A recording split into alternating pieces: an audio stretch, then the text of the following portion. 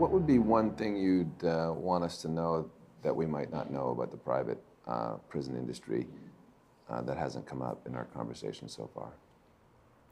There's a number of different things. You know, we touched briefly on transparency and the fact that getting information from private prison companies, because they're private companies, is often extremely difficult. We haven't really talked about, though, the direct influence they exert on our political structure.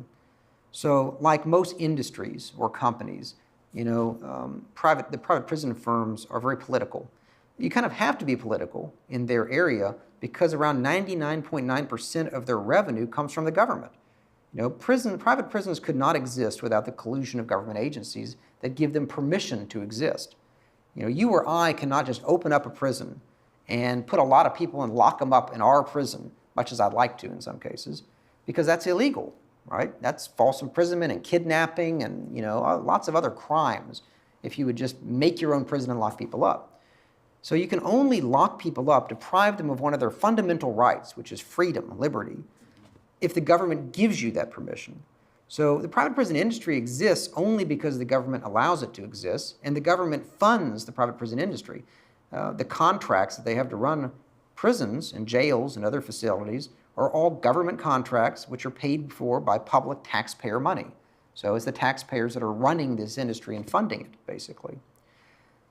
And in return, private prison companies take some of that money, that public taxpayer money from their contracts, and funnel it back to politicians.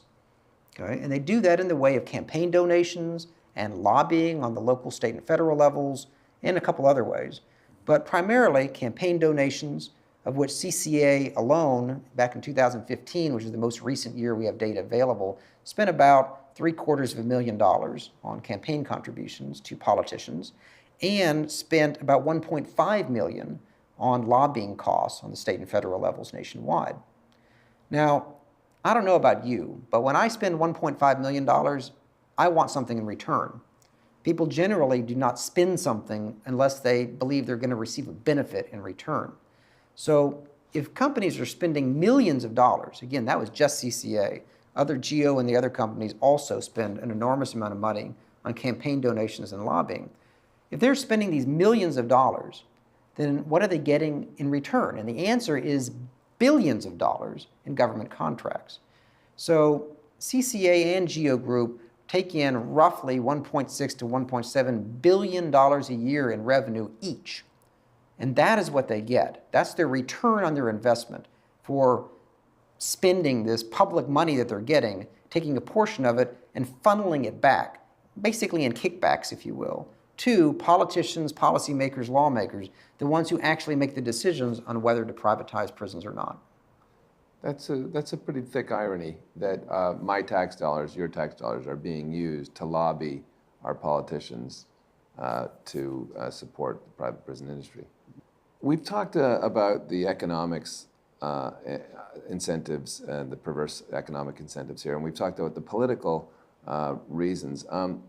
We did talk a little bit about the ethical dimensions here, and you had some resistance to that. You said policymakers are not moved by ethics.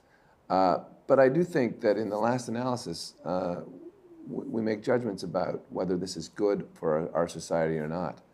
And we want our politicians to pursue policies that are good for our society. What do you see as deleterious or not good? What are some of the major factors of the private prison industry that are working against the good of our society? Well, first and foremost, it is commoditizing people. It is reducing people to a certain amount of money that you make. I mean, you know, one adage I like to say is if you're in a state or federal prison, you're a person with a number.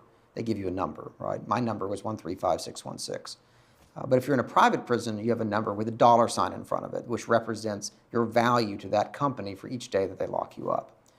So, you know, reducing people to commodities, to monetary units, to widgets, if you will, to the hamburgers in the McDonald's analogy, I think is one of the worst aspects of the industry. You know, every person that is locked up is a person, First and foremost, they are somebody's son, daughter, or mother, or father, or brother, or sister. They're a person.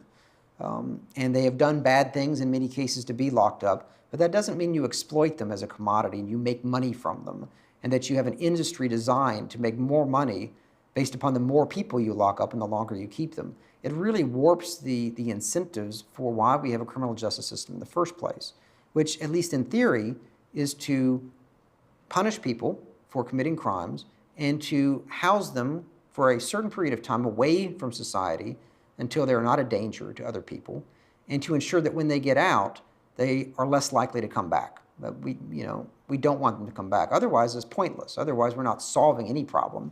We're simply postponing the problem to the next generation to deal with. And our correction system doesn't do any of that as it currently exists. And the private prison industry is one part of that problem. And I should emphasize it's only a part. Mass incarceration in the United States is the larger problem.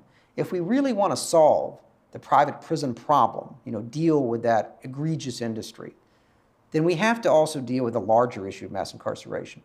The way to end the private prisons is to reduce and eliminate, eventually, the need for private prisons. So if we reduce our prison population as a whole to a level where we have sufficient bed space nationwide and we don't need this excess bed space that private prisons provide, then the industry will collapse. If there's no need for their beds anymore, then they will not exist. We will not need to contract with them. Now, yes, there's still some political and economic incentives to do it for certain businesses, but once you reduce that prison population to a level that is manageable with our existing public prisons and jails, that creates a disincentive to use private prisons anymore. To do that, you have to deal with the larger issue of mass incarceration, which is the millions of people that we're locking up, who we're locking up, for what reasons, and for how long.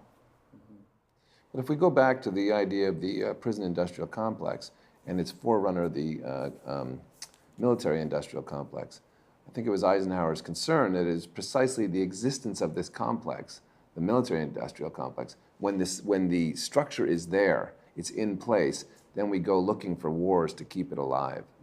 Similarly, since we have this prison industrial complex, we now look for criminals in order to fill it.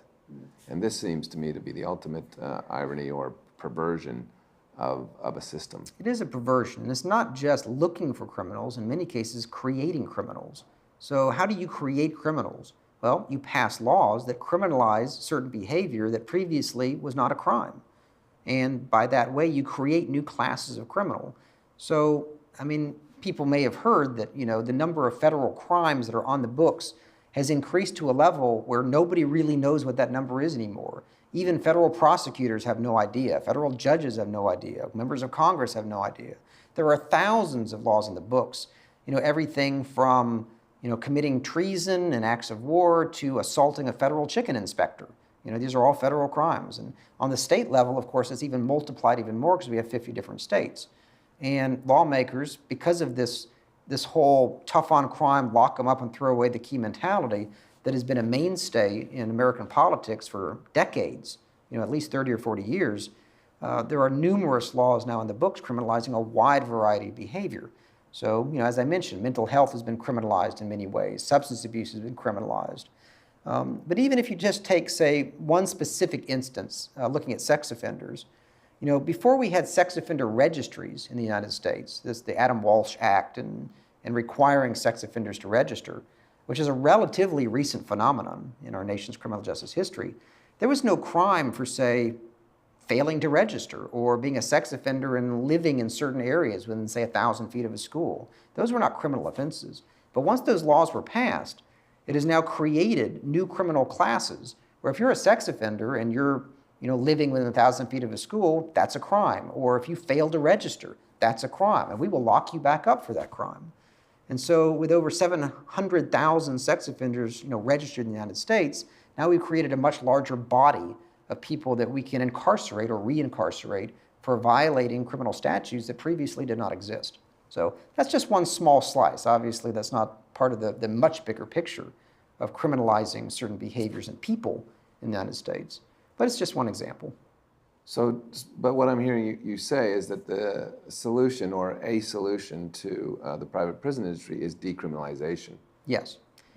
in many ways, reducing our prison population, sentencing reform to reduce criminal offenses, the penalties for committing certain acts, funneling substance abusers into treatment rather than prisons or jail, transferring mental health, offenders, people who are mentally ill and commit crimes, mostly low-level status offenses, out of the criminal justice system and more into the treatment arena. It's a sad commentary that we have more mentally ill people locked up in prisons and jails in the United States than we do in mental health facilities. Prisons and jails are the de facto solution to mental health problems in the United States, which is a tragedy.